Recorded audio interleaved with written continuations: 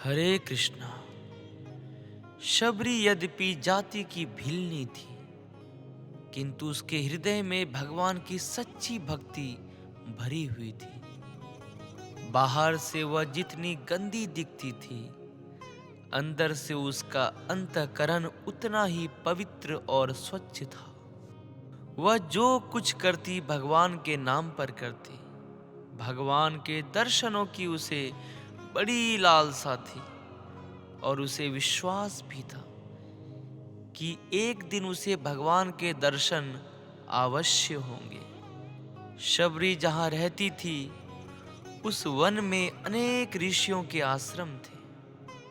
उसकी उन ऋषियों की सेवा करने और उनसे भगवान की कथा सुनने की बड़ी इच्छा रहती थी।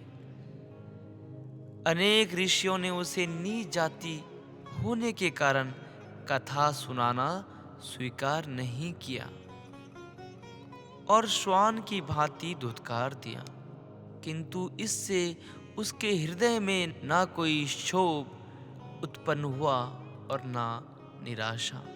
उसने ऋषियों की सेवा करने की एक युक्ति निकाल ली। वह प्रतिदिन ऋषियों के आश्रम से सरिता तक का पथ बुहार कर कुश कंटकों से रहित कर देती और उनके उपयोग के लिए जंगल से लकड़ियां काटकर आश्रम के सामने रख देती। शबरी का यह क्रम महीनों तक चलता रहा, किंतु ऋषि को यह पता न चला कि उनकी यह परोक्ष सेवा करने वाला कौन है। इस गोपनीयता का कारण यह था कि शबरी आधी रात रहे ही जाकर अपना काम पूरा कर आया करती थी। जब वह कार्यक्रम बहुत समय तक अविरल रूप से चलता रहा तो ऋषियों को अपने परोक्ष सेवक का पता लगाने की अतीव जिज्ञासा हो उठी।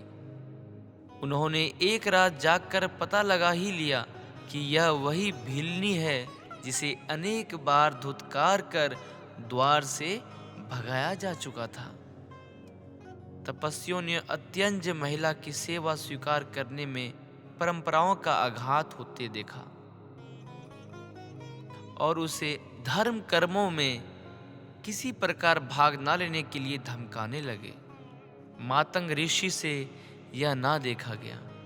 वे शबरी को अपनी कुटी के समीप ठहराने के लिए ले गए।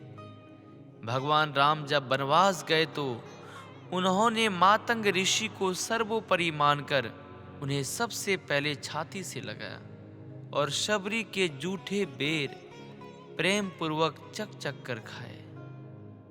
हरे कृष्णा।